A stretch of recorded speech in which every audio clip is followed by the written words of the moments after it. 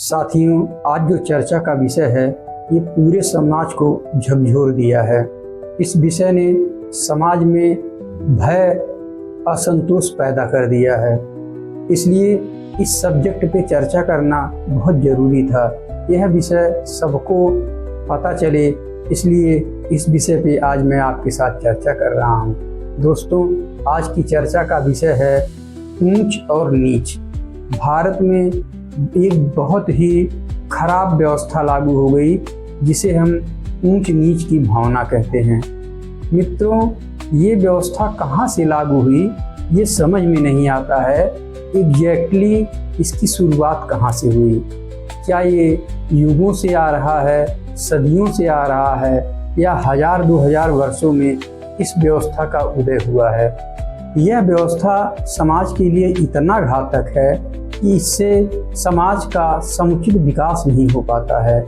जब हम एक दूसरे के प्रति ऊंच और नीच की भावना रखेंगे तो हम एक दूसरे के साथ वह सारी चीज़ों को शेयर नहीं कर सकते हैं जिससे वो समाज के हित में हो सकता है जिसे हम नीच समझते हैं, जिसे हम क्षुद्र समझते हैं, उसके पास कुछ ऐसी विचारधाराएं हों, कुछ ऐसे उसके कर्म हों जिससे समाज का भला हो सके, जिससे देश का भला हो सके। लेकिन हम इसका फ़ायदा उठाने के बजाय इस विषय पे फंसे हुए हैं और इसी में उलझे हुए हैं। दोस्तों, मेरा मानना है कि पूरे समाज में ना कोई ऊंच होता है, ना कोई नीच होता है, ना कोई सम्माननीय होता है, ना कोई अपमाननीय होता है। जाति के नाम पे किसी को सम्मान देना और जाति के नाम पे किसी का अपमान करना, ये तो कहीं से भी सही नहीं है। इसलिए मैं इसका खंडन करता हूँ। मेरे एक चीज़ समझ में नहीं आता है कि जो लोग ऊंच हैं, ऊंच जाति के बनते हैं, वो लोग धर्म का भी खूब पालन करते हैं। और अगर धर्म का पालन करते हैं तो फिर क्या वो धर्म शास्त्रों को नहीं पढ़ते हैं? या फिर वो धर्म शास्त्रों को पढ़ते हैं लेकिन उस पर मनन नहीं करते हैं, उस पर अमल नहीं करते हैं, क्योंकि कलयुग के प्रभाव से उनकी भी बुद्धि भ्रष्ट हो गई है। आखिर मुझे ये समझना है उन सभी लोगों से जो अपने आप को ऊंच कह के नीच जाति वाले को दबाते हैं, सताते हैं या उनसे घृणा करते हैं। मुझे इतना ही समझना है कि परमात्मा कहते हैं कि ईश्वर अंश जीव अविनाशी। मतलब जो आत्मा है वो परमात्मा का अंश है, और जो आत्मा है वही आत्मा जो है ऊंच जाति वाले के भी शरीर में है, वही आत्मा नीच जाति वाले के शरीर में भी है, वही आत्मा जीवों में है, जंतुओं में है, और उसी आत्मा का प्रवेश पेड़ पौधों में भी है। फिर हम किससे ऊंच नीच की बात करते हैं? क्योंकि शरीर तो अस्थाई है नहीं, इसका तो कुछ दिनों में नाश हो जाना है। हमारा सफ़र आगे निरंतर चलता रहेगा। तो हम इस चीज़ से कौन सी ऐसी चीज़ है जिसको हम नीच मानते हैं? उस शरीर को या उस आत्मा को? अगर शरीर को नीच मानते हैं तो ये आपकी मूर्खता है, ये हमारी मूर्खता है। और अगर हम उस आत्मा को जिससे वो शरीर चल रही है, जिसकी ऊर्जा से हम सारे कार्य कर रहे हैं, अगर हम उसे नीच मानते हैं तो हमसे बड़ा नीच कौन हो सकता है जो भगवान के अंश को ही नीच समझ रहा है? दोस्तों, मैं एक कहानी आपको सुनाता हूँ।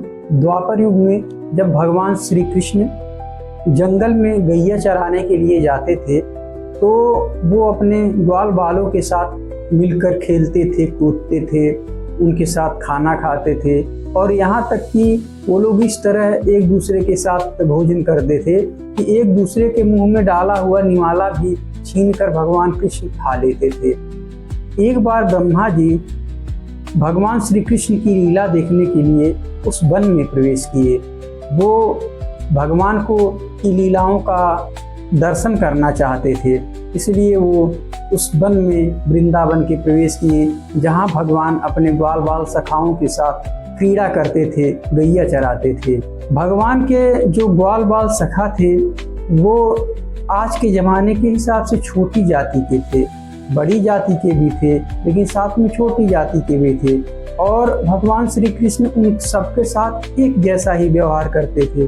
ब्रह्मा जी ने देखा कि भगवान श्री कृष्ण तो ग्वाल बालों के मुख में गया हुआ रोटी निकाल के खुद खा रहे हैं, ये कैसे भगवान हैं जो इन नीच अपवित्र लोगों के साथ ऐसा व्यवहार कर रहे हैं, उनके साथ उनके भोजन को ग्रहण कर रहे हैं, ये भगवान हैं भी या नहीं। ब्रह्मा जी के मन में एक संदेह पैदा हो गया। भगवान की यही माया है, किसको कब कहाँ पटक दे कोई भरोसा नहीं। ब्रह्मा जी ये जानना चाहते थे कि ये पार ब्रह्म परमेश्वर श्री कृष्ण ही हैं या फिर हम किसी गलत फहमी में हैं।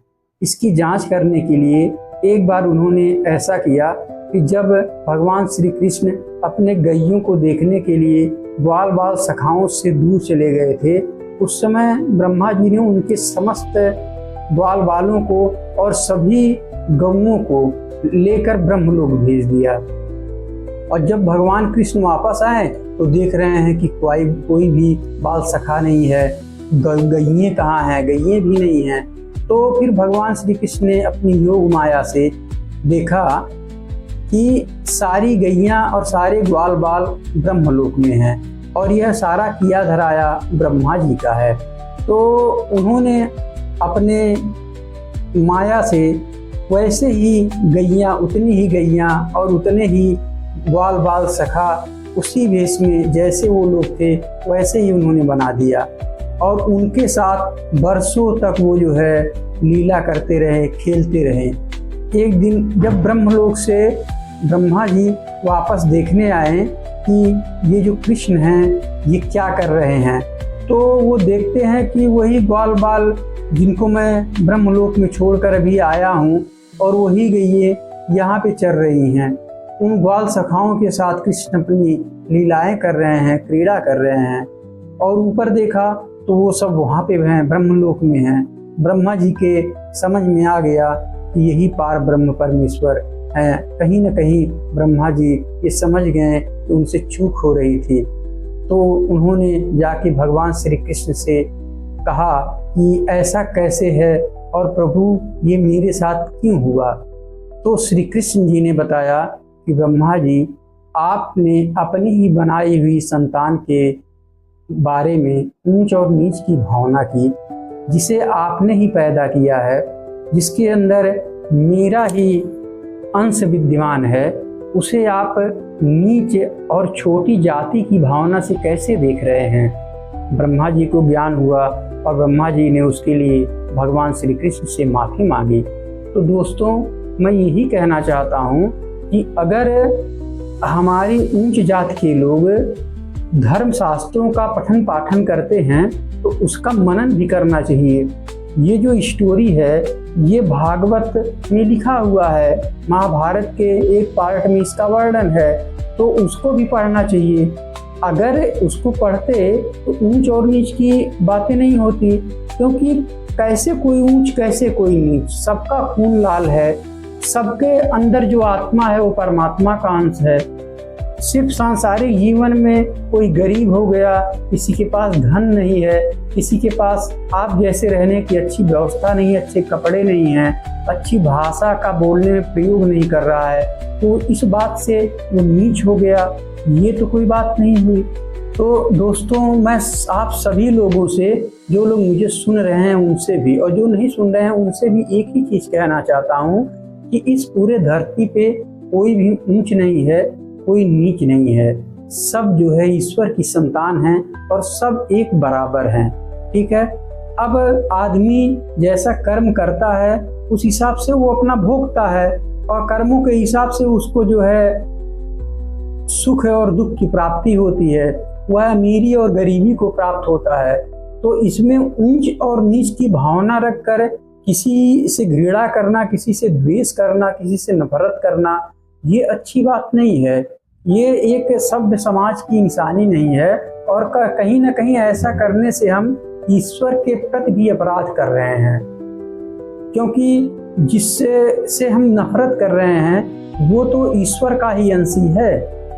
कहीं ना कहीं हम ऐसा सोच के ईश्वर के प्रति गुनाह कर रहे हैं और ऐसा करने से उसका दंड सबको मिलेगा, क्योंकि ईश्वर तो सब देख रहे हैं ना कि हम क्या कर रहे हैं, कैसे कर रहे हैं, हम किसके साथ न्याय कर रहे हैं, किसके साथ अन्याय कर रहे हैं। तो हर अन्याय का दंड विधान तो होता ही है, हर अन्याय के साथ जो है दंड की प्रक्रिया है।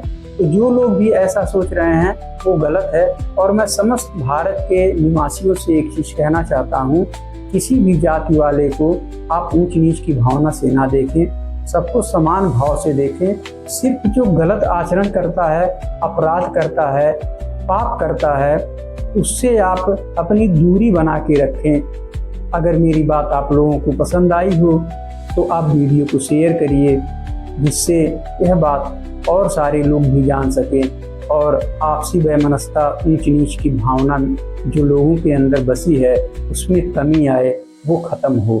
धन्यवाद।